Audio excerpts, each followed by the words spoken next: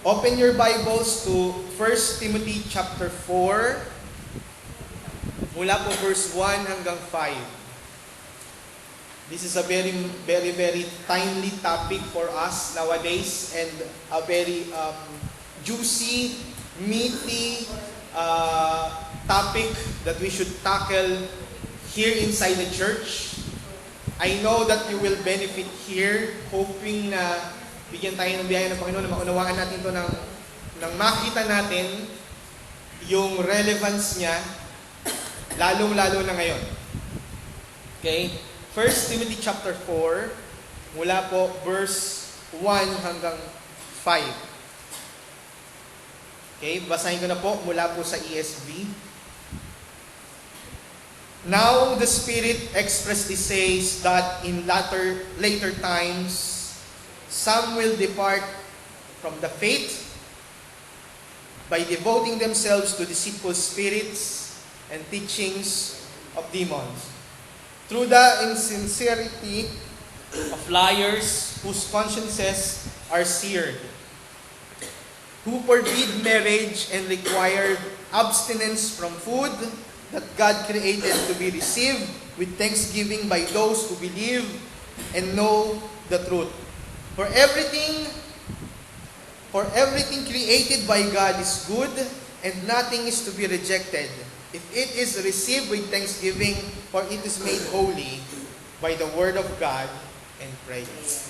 Let us pray. Lord, as we go on with this passage, ponder upon your words, I pray, Lord God, that let your message come throughout the passages of 1 Timothy chapter 4.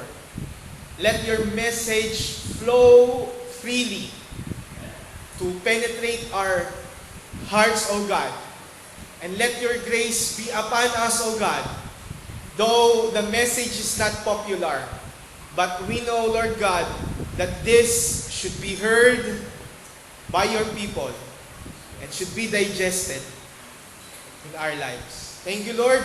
May every one of us benefit through your words, and let your messenger be used by you, O God, by your grace. In Jesus' name, amen. Kahapon nag-uusap kaming mag-aama, nakikwentuhan kami patungkol dun sa periodical exam nila.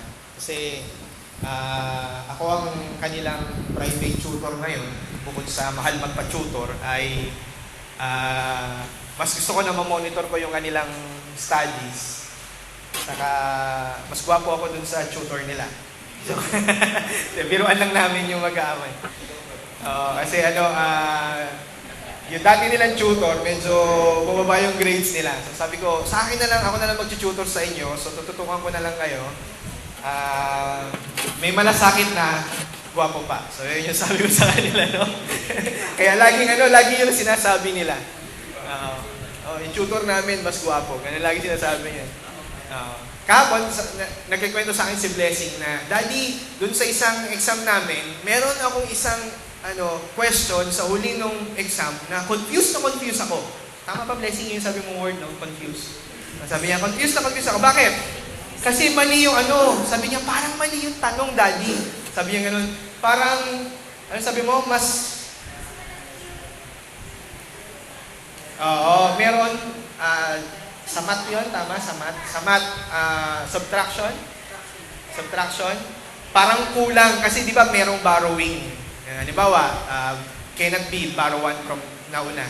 Kaya lang, nung nakita niya raw, sabi niya, imposible, Daddy, kasi maliit yung value nung nasa baba kaysa sa nasa taas. Okay? So, kulang. So, wala ka nang pagbabarawan.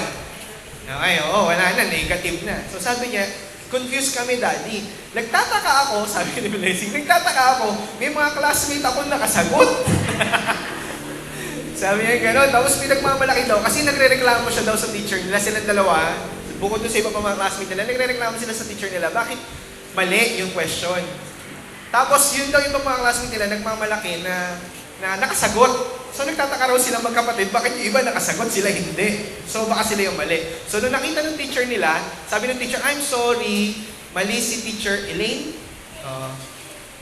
Sorry, mali si Teacher Elaine. So, na-incorrect yung question. So, ano yun? Bonus, hindi ko alam kung iba bonus points na lang sa inayos na lang.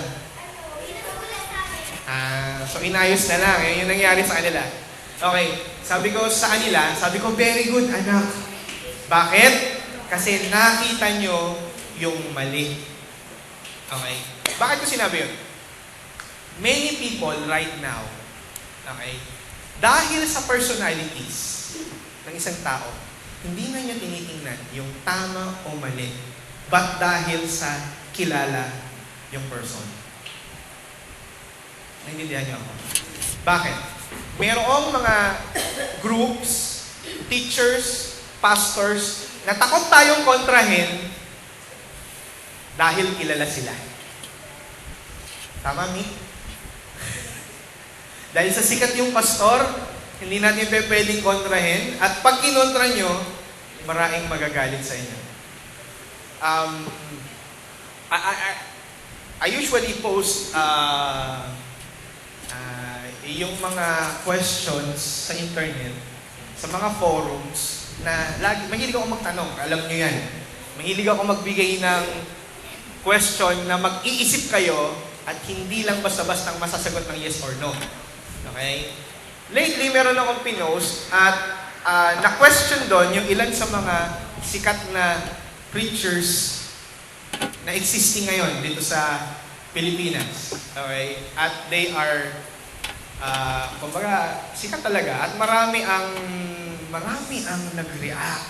Okay?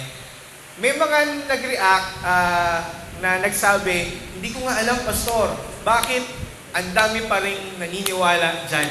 Kahit na lantaran na ang paggamit sa Bible ay baluktot. Yung mga reaction sila. Pero, mas marami po ang nagalit na sabi, wag natin siyang i-judge. Wag natin siyang i-judge. Sabi nung isang friend ko, sabi, ba't hindi niyo siya i-judge? Unang-una, he carries the word, the title, minister, pastor. And he is a very well-known sa Philippines. Even outside the Philippines, kilalang-kilala siya. Sa Middle East, kilalang-kilala siya. So kung hindi natin siya i-correct, magkakaroon ng problema. Tapos sabi nung isang taga-DCS na friend ko rin, sabi, sino ba tong? Sabi, Pastor, actually, sa FEBC, sa PBIAS, at sa DCS, may nag-correct sa kanya. Nakalimutan ko yung pangalan ng pastor. Kilala nyo rin. Nakalimutan ko lang yung pangalan. Isa sa mga... sino ba yun sa Heartline Bansuelo ang apelido? Basta po, si Pastor Bansuelo, kinorek siya, yung sinasabi kong preacher. Tapos sabi, mali yung tinuturo mo yan. At sikat na sikat yung book mo patungkol doon. Ang sabi ng pastor, sige, ipupull out ko. Sabi niya. Pero hindi niya pinull out. Sabi ko nga, you know why? Kasi lumaki tayo sa culture na kapag sikat yung tao at nire-respeto mo, huwag mong i-correct. Dahil pag kinorek mo, maraming magagalit sa'yo. Okay? This is very true even to the situations of Paul and Timothy of their time. Kasi ang false teaching po nung time nila ay very much rampant. Okay? Yung mga binabangan natin na false teachings nowadays, there is nothing new under the sun. Walang bago. Okay? Bigyan ko yun ng example. Marami pa rin ang naniniwala, even mga Christians, ngayon sa panahon natin, na tutulungan ka ng Panginoon kung tutulungan mo ang sarili mo.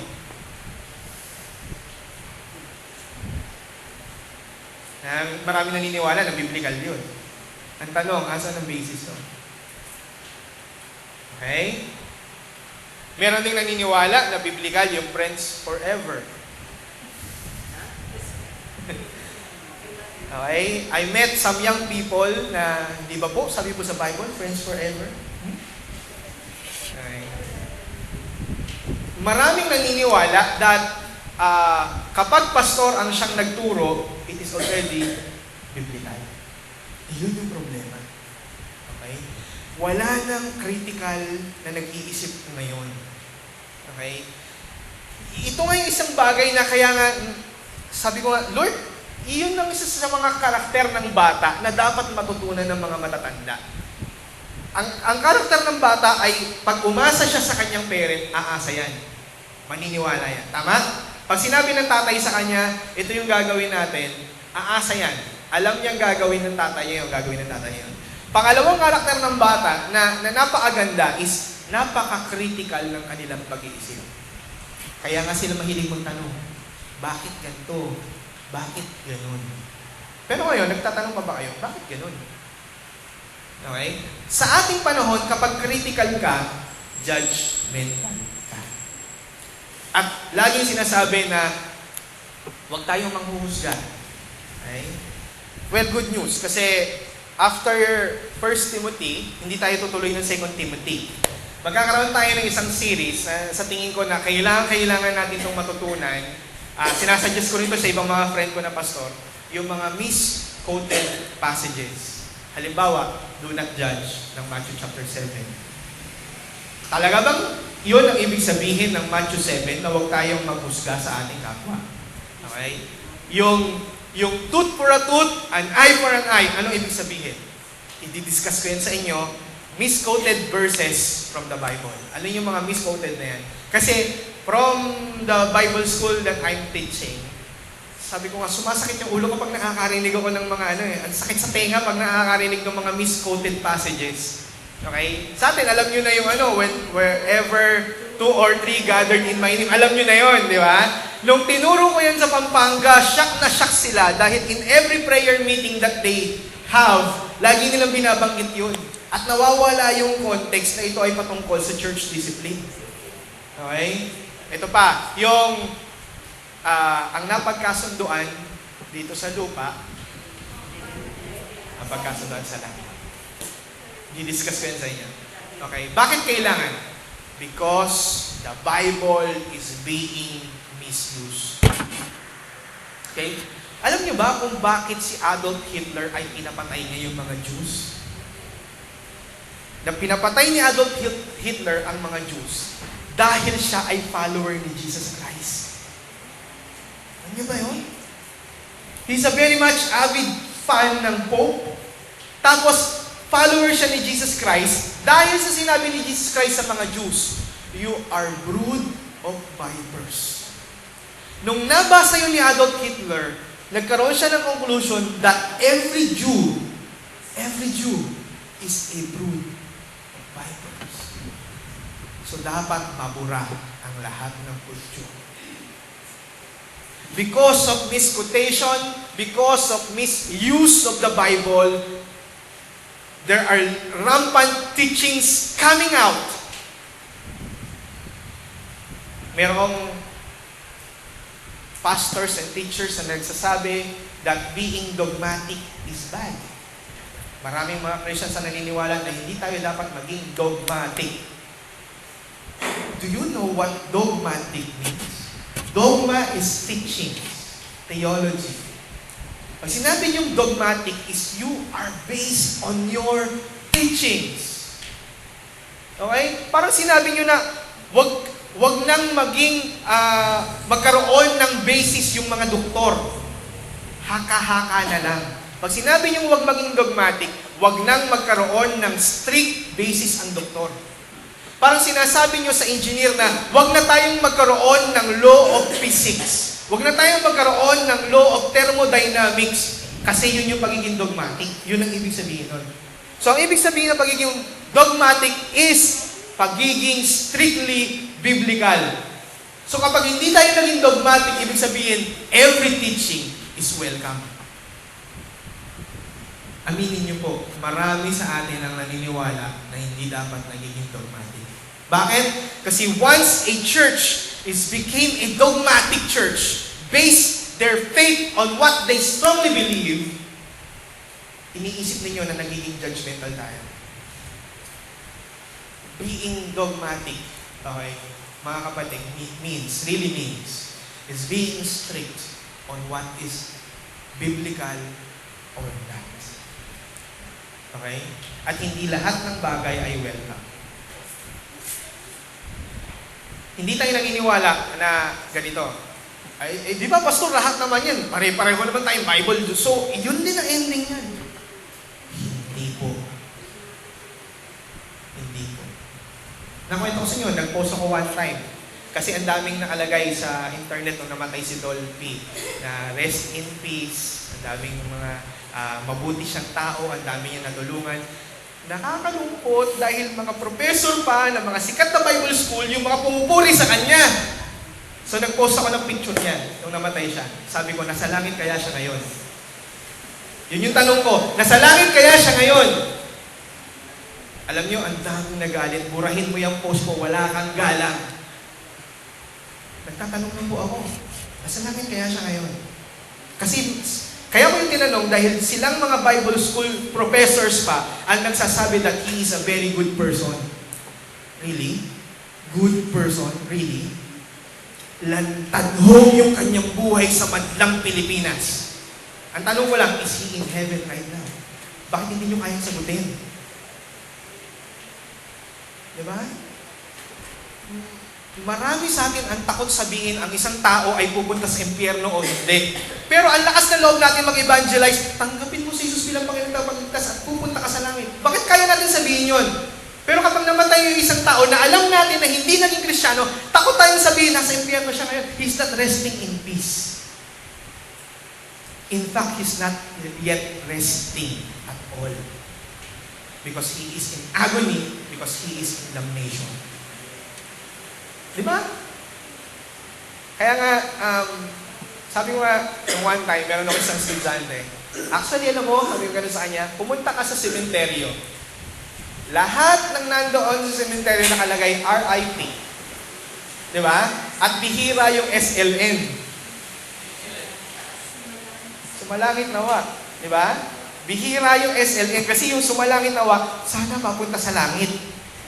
Mas masarap pakinggan yung rest in peace. Kasi kapag SLN, parang, naku, delikado baka nasa impyerno. Kaya marami ang nagpapalagay, RIP. Pero sa totoo lang, it's not true. Maraming nandoon sa sementeryo ngayon are not resting in peace. Okay? Kung pwede lang natin palitan yun, sorry in hell. Di ba? O pwede na natin lagay yung SIH. Di ba? O kaya damn in hell, DIH. Dito sa sinabi ni Paul sa 1 Timothy 4, ang sabi dito, now, verse 1, now the Spirit expressly says that in latter times some will depart the faith by devoting themselves to deceitful spirits and teachings seared through the insincerity of liars. Actually, this is not new. Kasi prophecy ito ni Jesus Christ.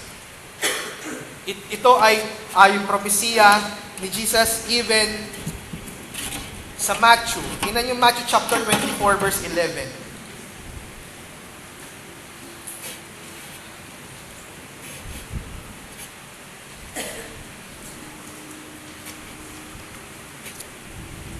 Ang sabi dito, many false prophets will arise and lead many astray. Okay? False prophets. Actually, sa ibang version, false messiah pa nga eh. Diba? Sa Mark 13:22, may nakasulat din dyan.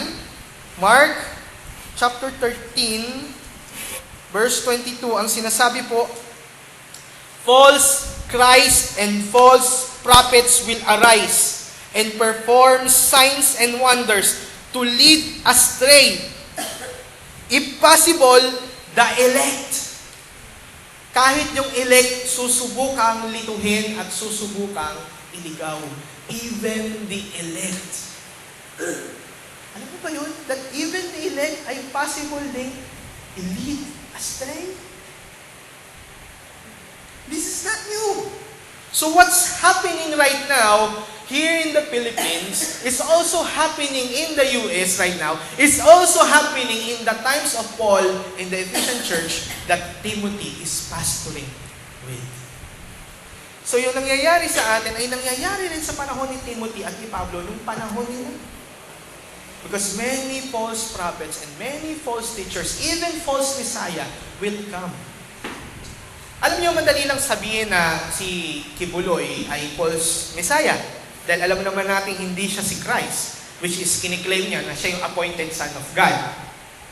Diba? Alam natin yun. Madali yun eh. Bakit? Diretsahan eh. Sinabi niya, he is the appointed Son of God. Though marami siyang nadadaya, pero yung mga nasa born-again circle, marami dito ang nagsasabi na false siya. Bakit? Kasi kiniklaim niya yung title that belongs only to Jesus. Madali yun.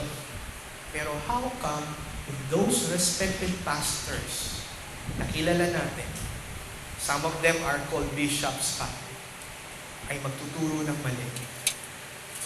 Right now they are. Some of them. And those who are correcting them were labeled as inggitero. Kasi naiinggit lang yung mga yan kasi popular sila. Okay? Sabi ko nga, kainggit-inggit ba yung magturo ka ng mali para lang sumikat ka? Sabi ko din doon sa mga kaibigan ko ng mga pastor, malamang hindi nila alam that they are doing wrong. Probably. Because ayaw nilang mag-aral ng scriptures. Kasi once they teach the pure scriptures, ewan ko lang kung marami mag-stay. Okay? Ewan ko lang kung marami mag-stay. Last night, I'm watching GMA News TV. Favorite kong channel yun eh, kasi puro documentary. Okay? I love documentaries ng GMA. Especially kapag si Cara David yung gumagawa. Okay? Kasi Cara David can go with street people. Kahapon yung minanood case, yung biyaheng, ano ba yun? Yung tungkol sa mga naghahanap ng mga feeding program. Biyaheng Sikmura, yan yung title ng documentary niya. Gusto ko yung ginawa nila na yun eh. Inaabangan ko yung Biyaheng Sikmura niya. Ang ginawa niya, sumama siya sa mga street people. Tapos, ang ginawa niya, kung saan nandoon yung mga feeding program sa Maynila, nakisali si Cara David. Okay? Habang dinodocument yun, meron siyang isang cameraman na kasama. Tapos, nakakatawa kapag pala sa Maynila pala, kaya pala maraming street dwellers. Kasi pwede silang mabuhay sa loob ng isang araw. Nakakain sila ng 6 na beses ang araw, daig pa kayo. Okay? Alam niyo ba yun? Yung mga street dwellers can eat 6 times a day. Free. Free. Kaya nga natatawa ako kagabi nung pinapanood. Sabi ko, grabe ito mga to. Samantala ako, ingat na ingat ako kumain. Pag nakatatlong beses ako sa isang araw, guilty ako dahil natatakot ako para sa health ko. Okay? Lagi akong maximum ko na 3, hindi ako nagmimerienda. Almost siguro a day 2 lang. Pag nalakas ako kasi kung kumain ako brunch, okay, in the middle of breakfast and lunch, tapos in the middle din ng tanghalian saka ng hapunan. So kapag talagang gutom na gutom lang at napagod sa office, saka lang kakain ng hapunan. Pero pag hindi, twice. Maximum thrice. Okay? Pero street dwellers, 6 times. Almusal, okay? Merienda sa umaga, tanghalian, merienda sa hapon, hapunan, at may midnight snacks pa sila. Okay? Nung umaga, nagpunta sila doon sa isang Christian church. Umaga. Everyday, may papakain. Pagdating ng merienda, meron silang isang pinuntahang plaza kung saan merong NGO na nagpapakain. Tanghali, nagpunta sila sa St. Paul kung saan yung mga madre ang nagpapakain sa kanila. Disente pa yung kanilang pagkain, meron silang table, meron silang upuan, street dweller siya na. Kompleto yung kanilang pagkain, kanin at ulam, okay, na disente. Pagdating ng hapon, meron na naman isang born-again group sa isang plaza sa Maynila na nagbibigay sa kanila ng hamburger. Okay, hamburger. Ang kailangan lang ay makinig ka. Okay? Pagkatapos doon sa gabi, meron na namang isang church na kung saan ang kailangan mong gawin ay uupo ka at para bigyan ka ng pagkain ay magsasalansan ka ng upuan. Kasi yun ang palatandaan na talagang nakinig kayo kasi nakaupo kayo sa upuan. So tawa ka ng tawa, galing, hindi ticket, upuan ang iyong basis. Sa Maynila lahat nangyayari na. Pagdating ng 10 p.m., merong isang Bombay Temple, Sikh Temple, isang templo ng mga Bombay. Okay? Na nagpapakain sa kanila ng munggo na may curry, tapos yung tinapay ng mga, yung parang pita, oo. Yung ginagamit sa shawarma, yun ang kinakain nila. Sabi ko, grabe itong mga to. Okay, grabe itong mga to. Bakit ko kwento to? Kasi out of that six, tatlo doon, sa mga sinabi ko, tatlo doon, born again church. Christian church. Okay? Ito ang sabi ni Cara David. Sa isang taong kumakalaman dyan, wala na silang pakialam sa kanilang pinakikinggan. Kaya sila nandoon, you know why? Because of the food. Because of the food. Alam mo yung pastor, natatawa nga ako eh. Sabi ko, hindi ka nahalata nitong pastor na to na tinutulugan lang siya ng mga street dwellers na yun.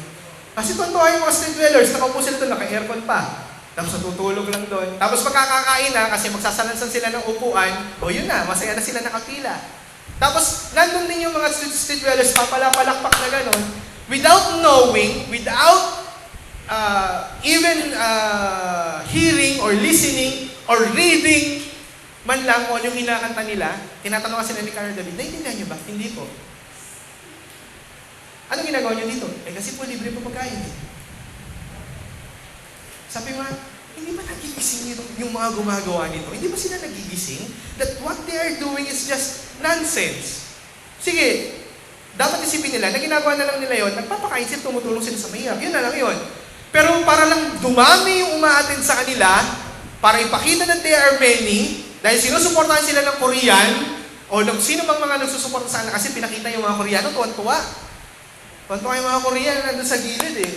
Pinakita ni Cara David na the Korean is the one who supports that fellowship. Tapos tuwan-tuwa yung mga Koreano, sila pa yung nag-aawat ng ganyan ng pagkain. May mga regalo pa sila, pagka may birthday daw, may mga regalo pa. Sabi nga ni Cara David, kaya maraming nawiwili dito, kasi enjoy sila sa kanilang kinakain. Tapos pag birthday mo pa, may regalo ka pa. Pati nga si Cara David binigyan ng regalo, kasi nung ginawa yung documentary, birthday niya lang 2 days ago. Kaya pati siya, nabigyan siya ng isang sabon na panlaba. Nakakatawa nga, sabi ko, grabe yung documentary na yun. Wala ni isa doon na Iglesia ni Cristo. Wala ni isa doon na saksi ni Jehovah. Those are born again churches. Okay? Those are born again churches. Lahat sila. Tapos, ito pa. What Cara David and I also observed.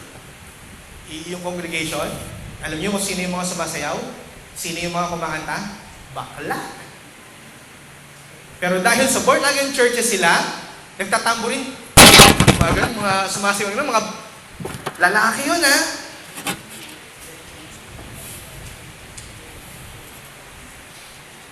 Sana yung holiness sa loob ng church. Pero this is happening right now. Even in Pampanga, yung mga churches at yung mga uma-attend doon ng mga estudyante namin, kahit sila nagkikwento sa amin Pastor, sukang-suka kami sa nangyayari sa mga churches. Why? Song leader nila bading. Song leader nila may kabit. Pastor pa nga meron Diba? Pastor, tipo. Pastora.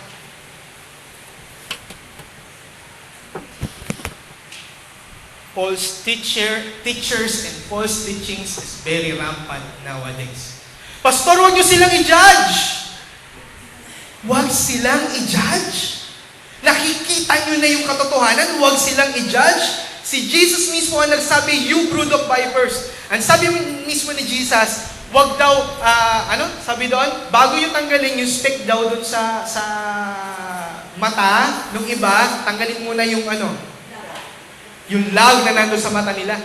Kita niyo yung mga gumagawa yun, baka hindi lang lag yung mga nasa mata nila. Baka forest na yung mga yun. Bulag na bulag sila sa kanilang ginagawa. Pero still, they are considered church, they are considered ministers because they are doing ministry. Gisingin niyo yung mga pangunawa niyo. Tingnan niyo yung mga nangyayari, mga kapatid.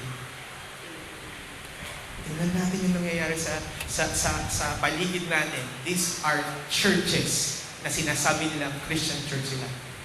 I know na lahat tayo merong mga experiences na ganyan. Okay? Nako-correct ba? Of course not.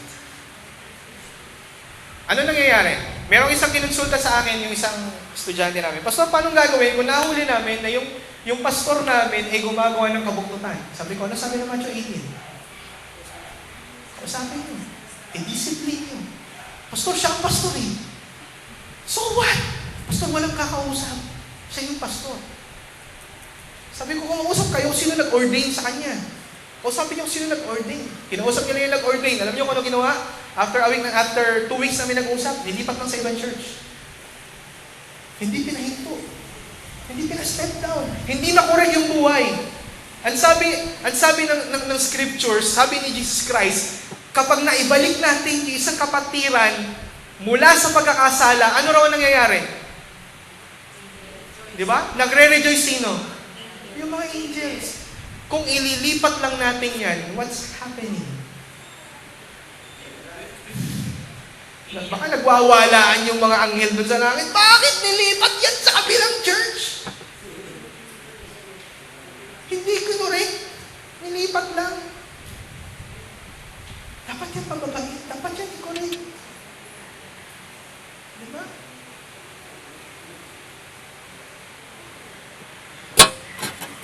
Kasi po siya yung pastor. Yun yung sagot sa akin. Kasi po siya yung pastor. Well, let's go back to Timothy chapter 4.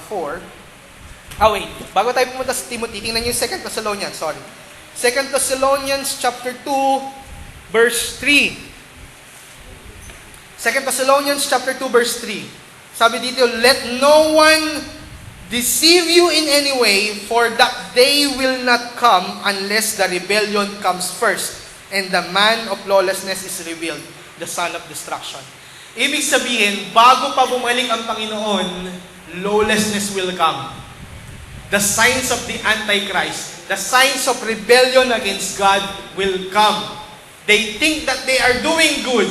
They think that they are doing church matters. This is the sad reality. Okay? The church will do such things na akala niya it is holy. Pagka nakakausap kayo na isang Christian, ano ang basis nila ng spirituality? Pagiging active. Ano ang ministry mo? Gaano kayong karami? Anong ginagawa mo sa church? This is how they base church life.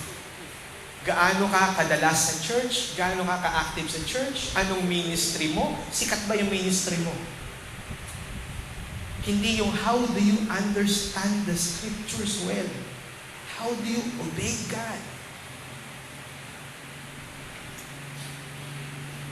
Lagi ang sinasabi nila, ang Panginoon naman po, nakakaalam na nasa puso ko.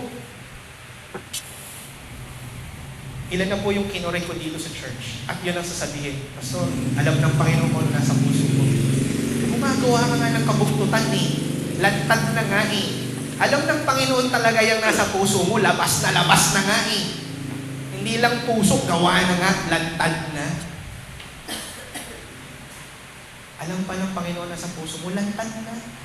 Hindi na kailangan sabihin, alam na namin lahat. So ano dapat mong gawin? Dapat mo i-correct.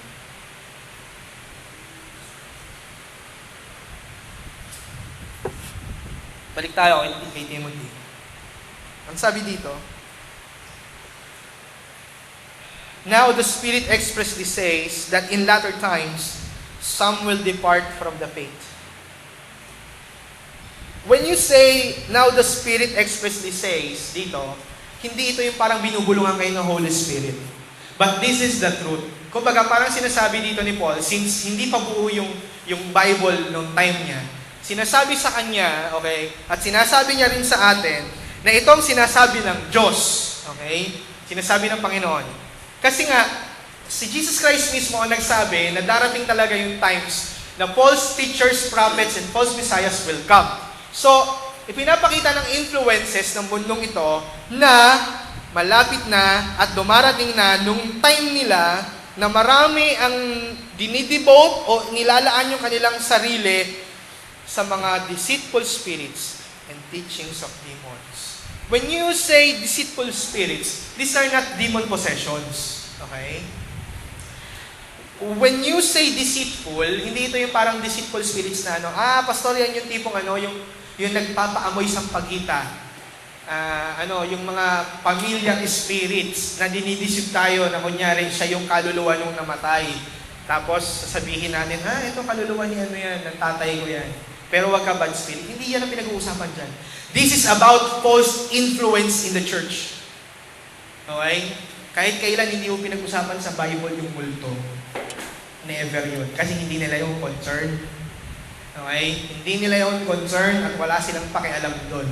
Dahil tayong mga Pilipino at modern times lang ang nagsisipaniwala dahil sa kanonood natin ng mga kung ano-anong horror movies. Na magbabayad pa kayo ng 180 sa SM para lang manood ng horror. So, ang nangyayari tuloy, takot na takot kayo na magbukas ng ilaw sa gabi kasi baka mamaya doon sa kwarto nyo merong biglang lumitaw na multo. Okay? Walang binanggit sa Bible kailanman patungkol dyan. Kaya yung deceitful spirits dyan is not about the ano yung nangangamoy na yun? Parang amoy patay na daga. amoy sampagita, amoy ilang-ilang. Okay? Pag pumunta ho kayo sa amin, madalas kayo makakaamoy doon. Ng amoy ilang-ilang. Kasi dami namin kapitbahay na may ilang-ilang. Dama de noche sa amin, sa lugar namin. Nakakatakot doon pagka naglalakad ka ng gabi. Kung kailan naman gabi? Yun pa umaamoy yung amoy bulaklak ng patay. Kung kailan gabi? At uuwi ka ng mga bandang nagsisimulang umamoy yung mga 10. Di ba? Tama? Dama de noche. Nagsisimulang umamoy yung mga 10. Naglalakad ka. Alas 11. Lalakad. Bigla kami may aamoy na gano'n. Familiar spirits yata ito. Deceitful spirits, no. Yung deceitful spirits na sinasabi dito, this is all about the influence of their times. Yung mga pang-deceive, mga panggoyo, pangloloko na nangyayari sa loob ng church. Okay? Paano ko nalaman? Dahil yung kasunod na praise. Ano yung kasunod na praise? Deceitful spirits and teachings of demons.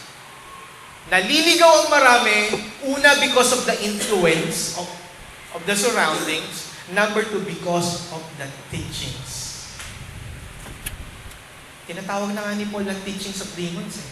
Grabe na nga yung niya. Tapos takot na takot tayo na i-brand o i-label yung mga preachers na nagtuturo ng mali, na mali sila.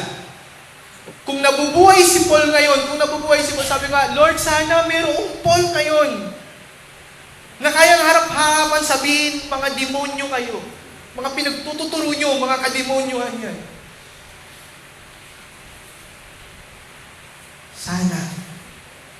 Sana meron yun.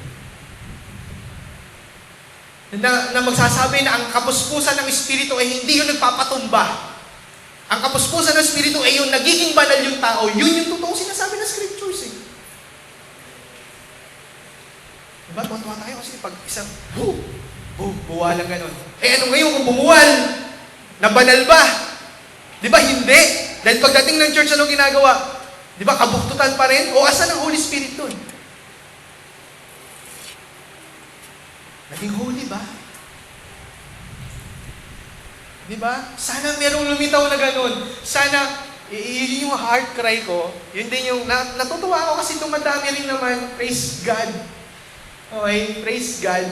Kasi, kung naalala niyo si Pastor Noli Malabuyo, yung matandang preacher na nag-preach dito one time na na-invite ko, he came from the same group as Brother Leo was from. Galing siya sa Protestant group. Now, he is a Reformed pastor. Natutuwa ako kasi nagtayo siya ng isang forum sa internet, yung The Reformed Pinoy.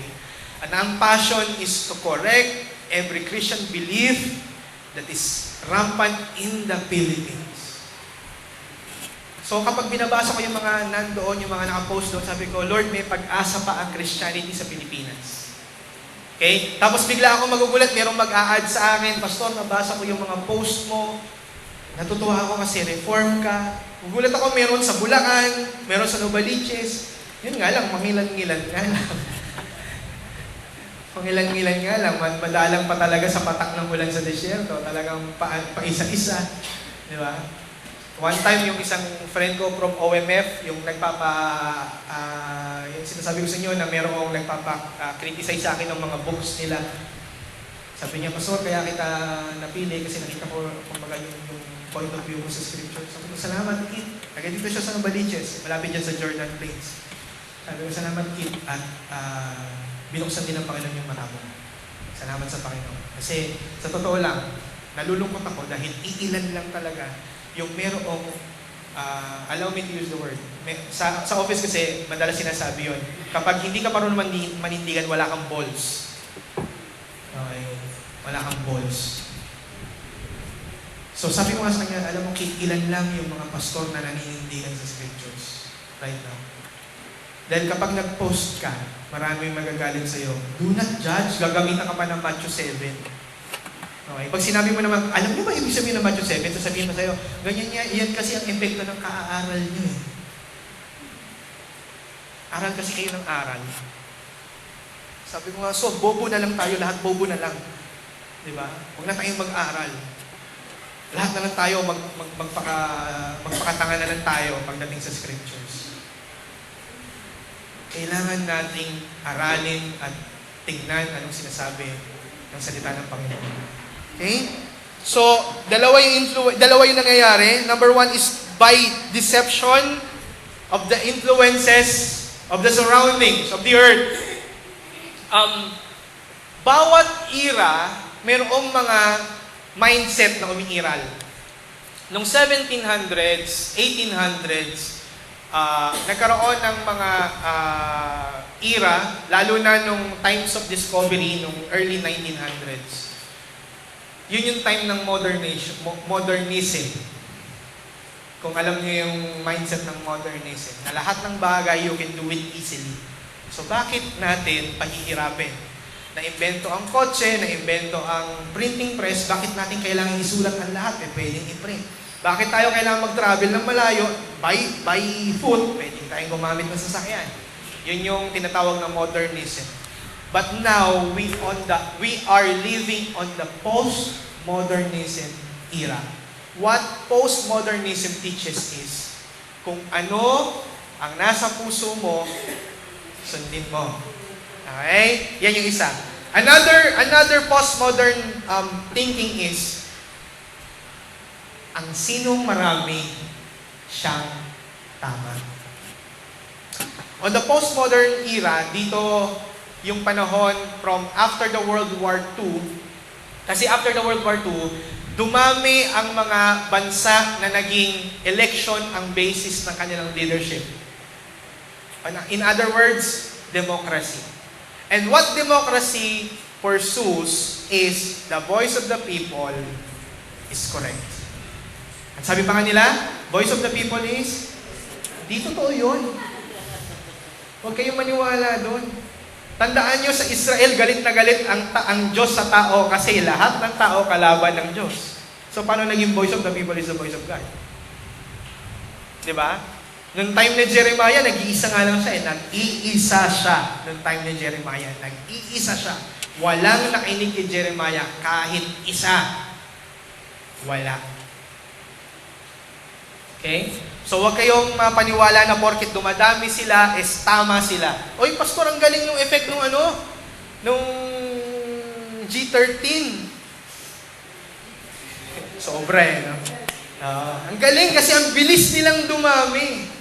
Kasi networking. So ituturo lang nila yung 12 lessons nila. Dadali na sa church, magkakaroon lang ng post-encounter, member na ng church. Tapos yung 12 na yun, magiging leader na rin yun. Okay. Tingnan nyo, 10 years from now, anong mangyayari dito sa church na yun? Tingnan nyo lang, kung ang mga leaders na itatayo mo, ay tuturuan mo lang ng 12 lesson, leader na. Papayag ba kayo ng mga teachers sa eskwelahan, nag-undergo lang ng seminar, professor na?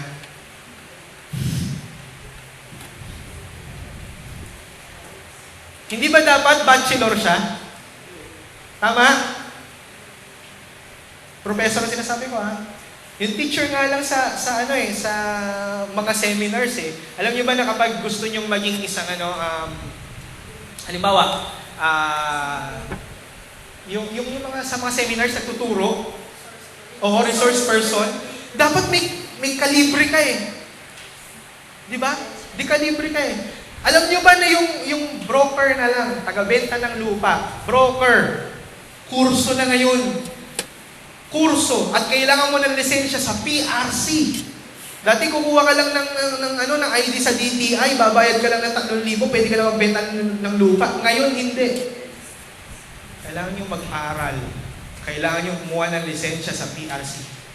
Bakit? 2,500 na nagbebenta ng lupa, nagpo-post lang sa Facebook, tinatag pa kayo ng picture. Diba? Tanungin mo, sa broker's license mo? Pwede nyo nang tanungin yun ngayon dahil lahat ng broker dapat may lisensya. Bakit? Pag nagbenta yan ng isang hindi tamang bahay, baka gumuhuyang bigla. O kaya baka yung down payment nyo ay fly-by-night, iyari kayo. So dapat lisensyado yan. Okay? Taga-tusok na lang. Yung mga nurse na nagdadialysis pala, ibang license yun kaysa sa ordinary RN. Bawat bagay na ginagawa ng tao, pinag-aaralan. Hindi pwedeng basta-basta lang. Kanino kayo magpapagawa ng bahay? Sa isang expert o sa isang bagito? Hindi ko sinasabing masamang maging bagito, pero ang tiwala talaga, binubuo yan because of experience and because of learning. Sa scriptures, ganun din po. Hindi ho yan pwedeng madaliin. Kailangan itong aralin at suriing mabuti. Ito bang tinuturo ng pastor na ito, kahit pasikat siya, ay tama o mali? Because of the influence of the world, dahil sa sinasabi na kapag marami ka, tama ka, so ang iniisip ng marami, dahil sa maraming followers ng pastor na to, tama ito. Yun yung nangyayari. Pangalawa, because of the teachings of the demons. Bakit? Bakit nagkakaroon ng teachings of demons? Okay? Sabi ng verse 2, because of true insincerity of liars. Kasi insincere sila sa katotohanan, they are liars. Okay? Whose consciences are seared. Lutong-luto na yung kanilang konsyensya.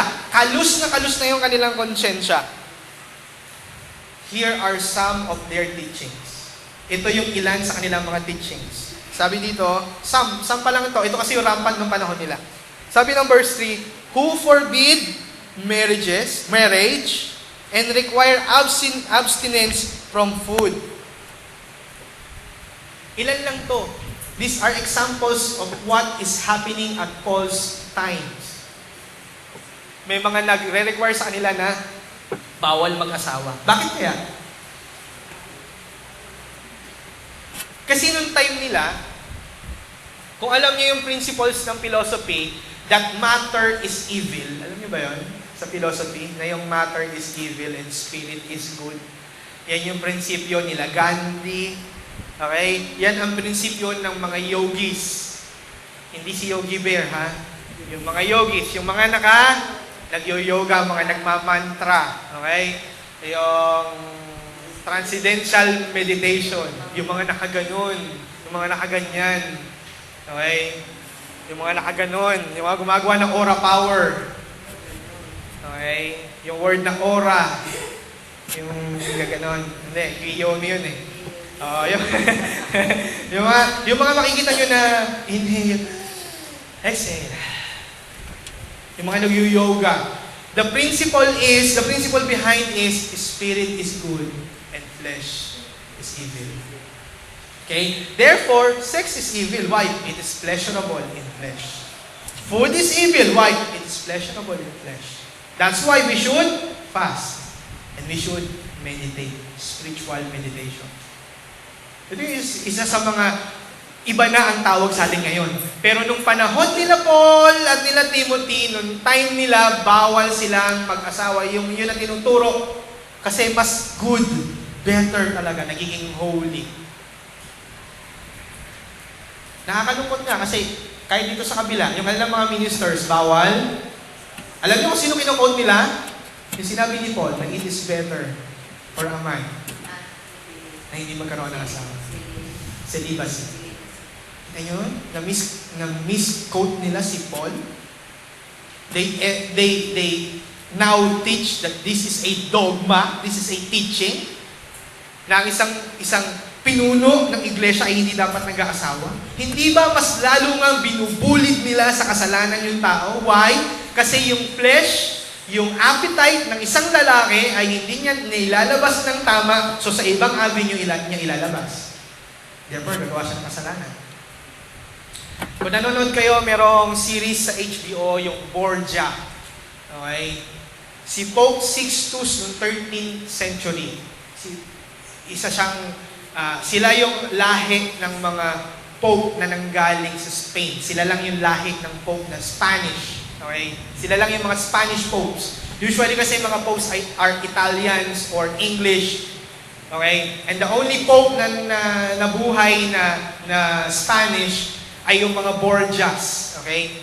Sila ay mga salbahing popes na nangre-rape, na pope na mayroong ilang concubines, na kapag gusto nilang ipapatay yung isang hari, pinapapatay nila. Umiral yon dahil sa teaching ng church, dahil sa leader sila, hindi pwedeng mabalik. Because they believe that the Pope is the church, the voice of God. Okay? So, ang ilan sa mga tinuturo noon ay abstinence sa food. But Paul says these things. Ang sabi dito, who forbid marriage and require abstinence from food. Ang sabi dito ni Paul, nagkaroon siya ng isang kontra sa kanila. Bakit? God created to receive with thanksgiving by those who believe and know the truth. Ayun po, yung pagkain na tinutukoy dyan, yes, probably.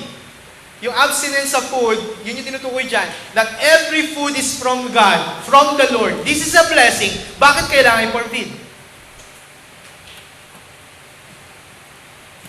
Okay? In-explain ko nga kay nanay ko sa aking family, bakit binawal ng Panginoon sa Israelites. Kasi nung one time nung nagpa-check up kami, tinanong ko doon sa doktor, ano po ba yung mga pagkain na cause ng uric acid? Okay, ang sabi ng doktor, lahat ng isda na walang kaliskis. Number 1. Next, shellfish. Okay, seafoods. Okay, yung mga karne ng baboy, especially laman loob. Lahat ng sinabi ng doktor ay sinabi sa Leviticus. Ano mo ba yun? Kaya nga yung mga Jehovah's Witnesses, they don't eat those things. Dahil sinabi yan sa Old Testament.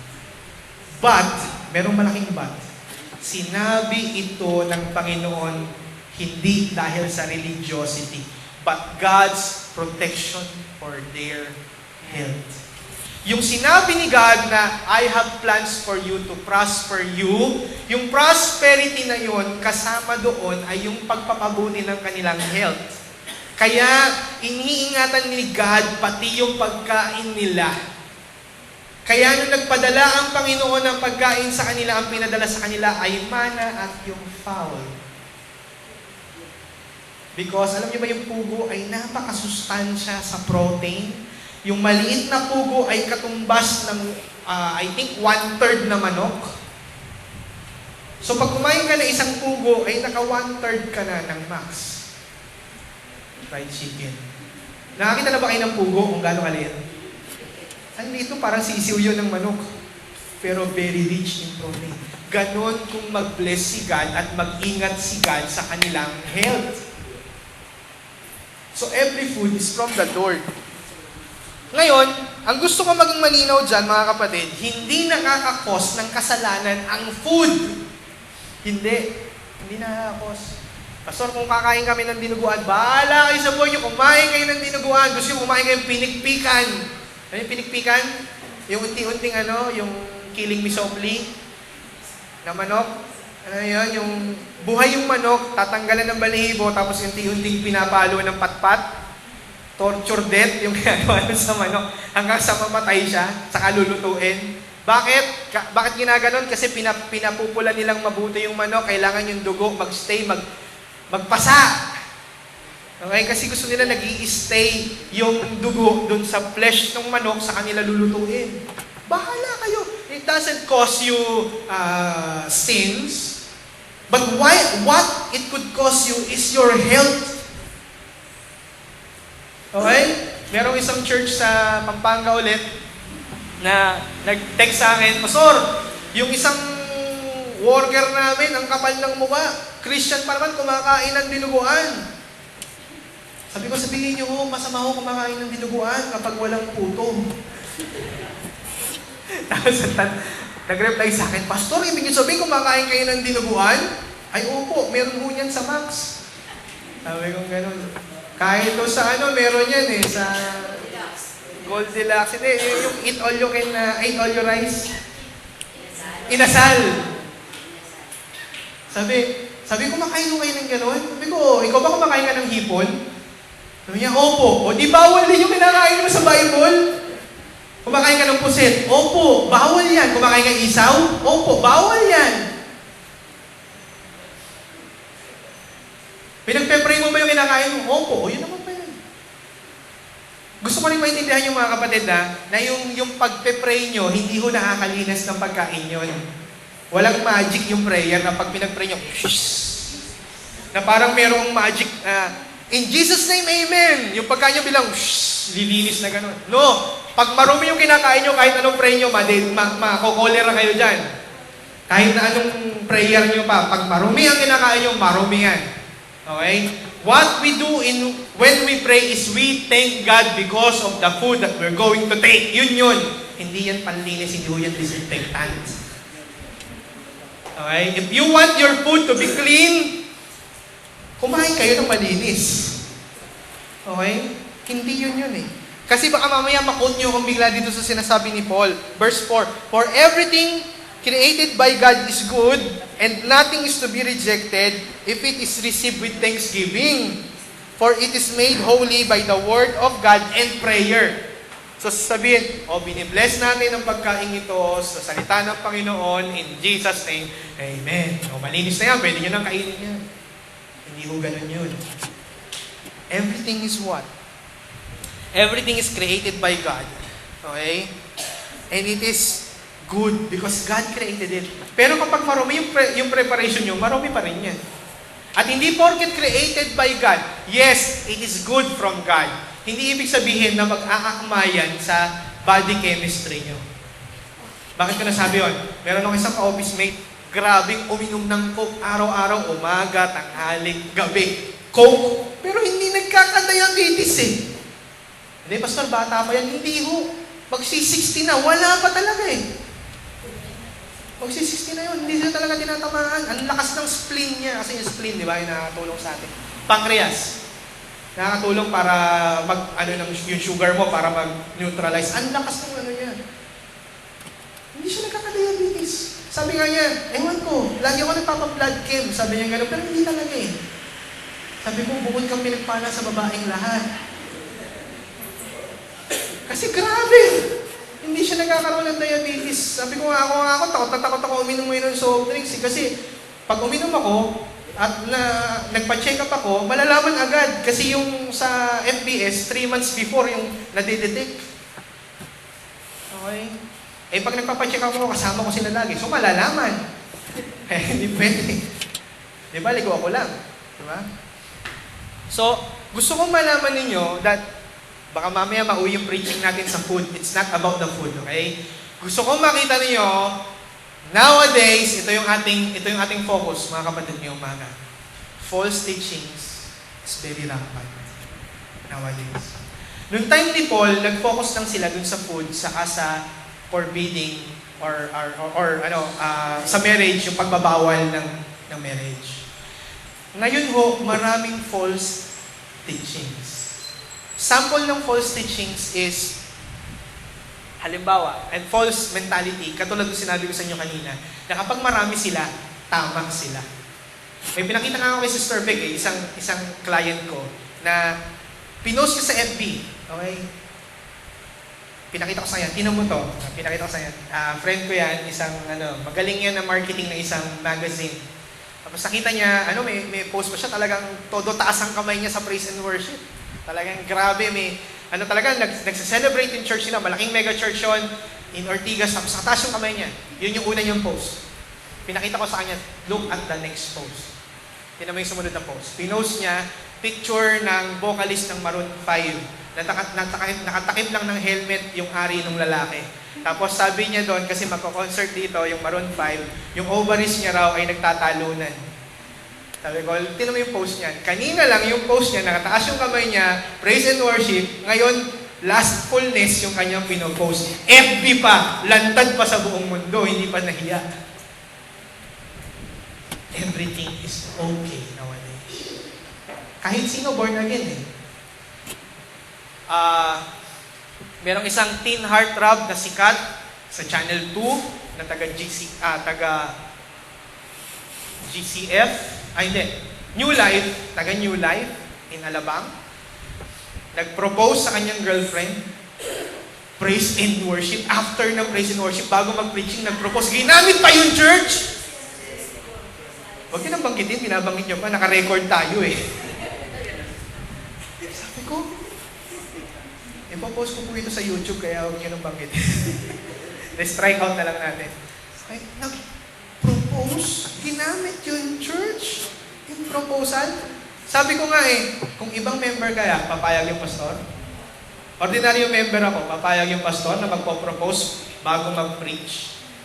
Tapos gagamitin yung pulpit para mag-propose, gagamitin. Okay yun, kung after the service man lang, nasasabihin, mga kapatid, meron tayo isang kapatid na gustong mag-propose at gusto kayong maging witness lahat. Yan, okay yun.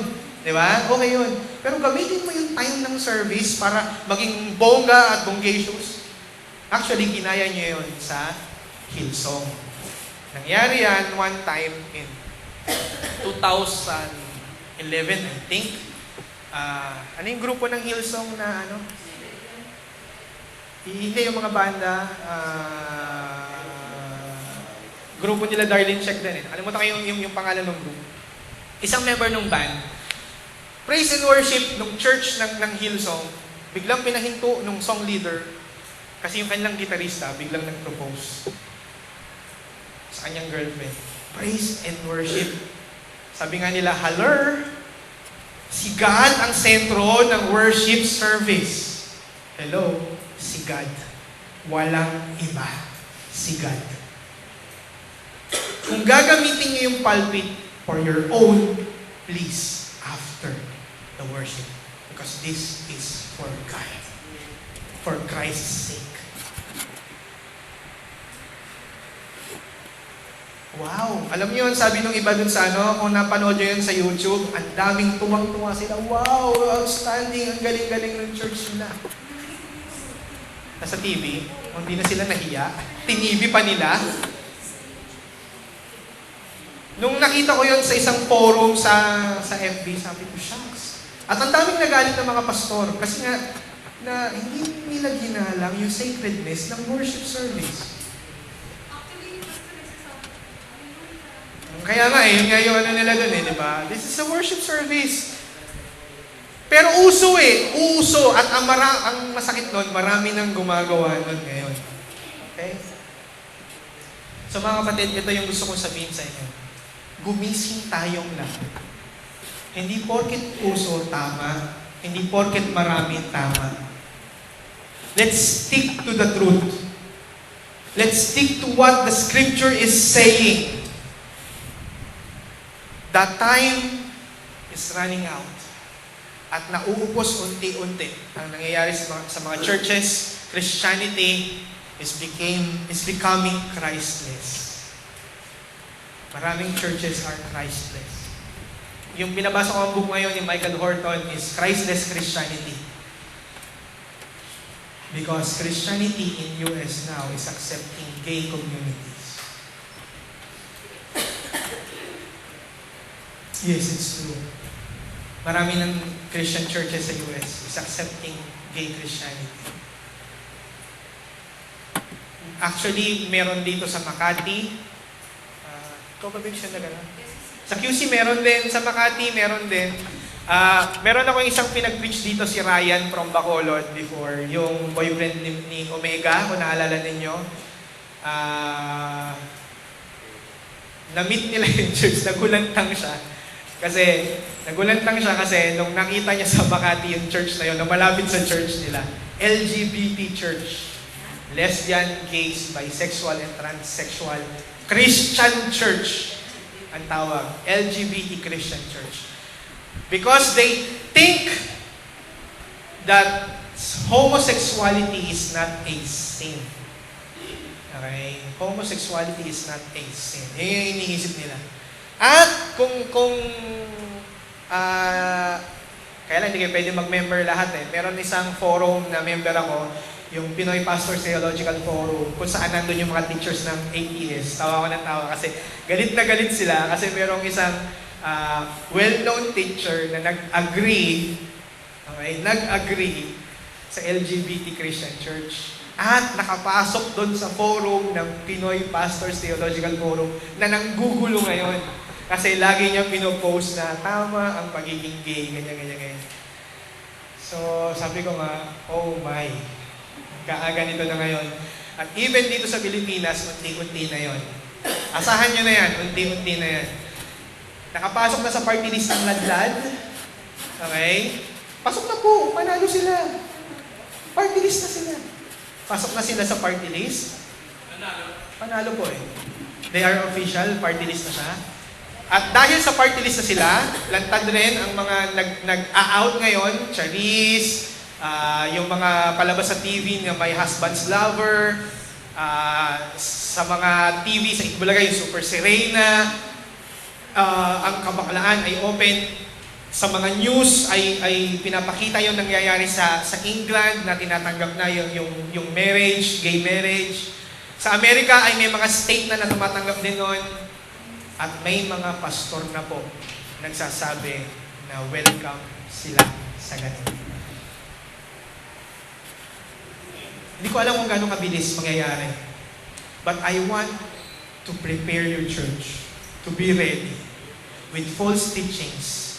We should battle these teachings. Hindi nyo ba napansin? May mga di ba sabi nga sa inyo, kayo mismo, naka-experience kayo na nagtuturo sa inyo ng mga tambourine dance, bakla, pero praise and worship team. Alam nyo yun. Di ba? Lantad yan. At unti-unti na silang nagpe-penetrate. False teachings is coming in. Actually, they're not coming in. They're coming from within. Ito yung prophecy ni Paul sa Acts chapter 20 that among you, wolves will come out. So ano dapat natin gawin, Pastor? Dapat natin gawin is to be prepared. By the Word of God, by prayer, okay? At emotionally, dapat handa tayo doon. Intellectually, dapat handa tayo doon. Na ang truth kailanman hindi pa pwedeng baklihin. Dahil sa marami sila. Okay? Hindi ko sinasabi maging aktivista kayo, no. At hindi ako nagtuturo ng activism na kumalaban o kumontra. No? Hindi lang pagkontra ang kailangan natin. Kailangan nating manindigan sa tama. Okay? So mga kapatid, this is my prayer. Hindi porket sikat sila o kilala sila, ay tama na sila. Kailangan nyo manindigan. Okay? Kailangan nyo manindigan sa tama.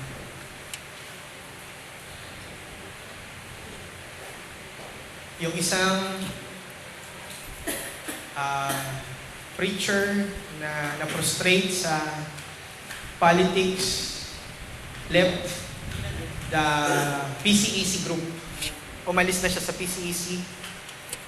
At strongly ay pinanindigan niya na lang that he is the leader of the PJM group, which welcomes ecumenicalism.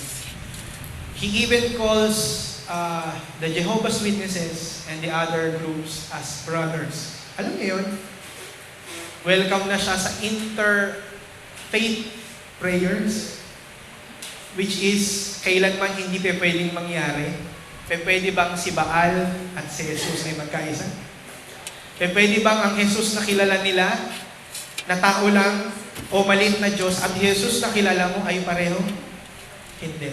Pero He welcomed it, and if you would watch His programs in the television, sa GMA News TV, makikita nyo na many times ang mga guests niya is not Christian at all,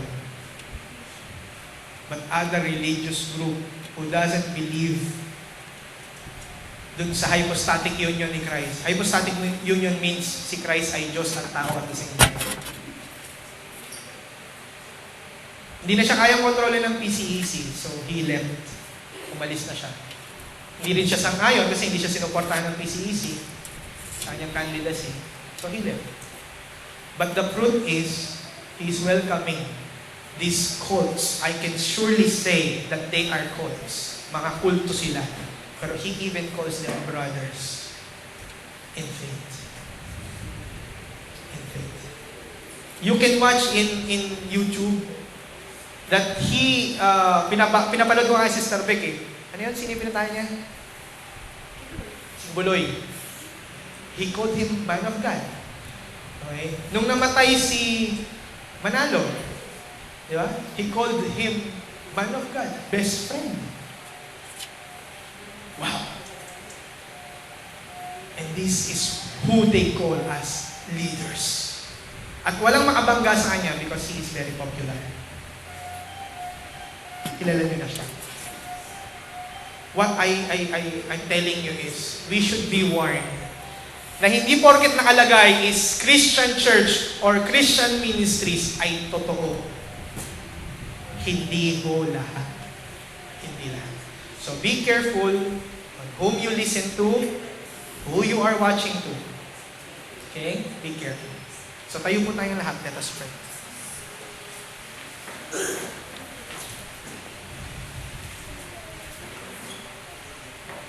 Father, we are begging you. We are at your footstool, O Lord God. We're begging for your grace. Huwag niyo po kami pabayaan na maligaw. Huwag niyo po kami pabayaan, Panginoon. Nakatayo lang kami, Panginoon, dahil sa biyaya mo. Help us, O God, to stay on the truth of the Scriptures and according to your will. Huwag mo kaming hahayaan na maligaw doon, Panginoon. In our morality, in our beliefs, Lord, please help us not to go astray. Huwag kaming malayo sa harapan mo. We are prone to wander, O God. We knew it. Mahina kami. And when flesh comes, we may fall. But we are asking for your grace and mercy. We are asking for your help. Preserve your church, O God. Preserve your people here in Word of Life, please. I-preserve niyo po kami. Lord, according to you, O God, walang mawawala sa amin. Lord, because hawak mo kami. Hawak mo kami, Panginoon. Hawak mo kami, Ama. Lord, do not let us go, please. Whenever we gone astray, O God, gamitin niyo po ang inyong tungkod at pamalo bilang aming pastol. Ibalik niyo po kami sa inyong sa inyong kawan, Panginoon. Tulungan niyo po kami. And we also pray for the church. Not just us here in Tandang Sora, but we also pray for the Christian church right now, who is suffering with falsehood. There are many churches who are Christless right now. Lord, we pray for your help. Revive your church by your truth. Not just to supernatural apostasy, O God, who they think that this is the revival. The superficial manifestations, O God. I pray for the true revival which is going back to the Scriptures, O Lord. Please, Lord God, revive your church. Bring us back to you. Christianity is not about us, it's about Christ. It's about you, O God. And I pray, Lord God, that the church would come back again at your merciful footstool, O God. I pray for your help, Lord, to your church. For your church to go back to the truth. And I pray, Lord, for your preservation, O God. Because we know that you choose your church according to your sovereignty. And we know also, Lord God, that you will be also the one who will protect us from the spirit of this world and from the teachings of the demons. Lord, pinagkakatiwala ko po sa iyo ang bawat isa sa amin, ang bawat isang kaluluwa ng darito, Panginoon. Protect us against falsehood. Thank you, Lord God. Thank you for opening up new hearts, O God, in this place. I know that you are moving through your sovereignty, opening up minds and hearts to the truth. And Lord, be the one who will move through your power and mercy. In Jesus' name we pray.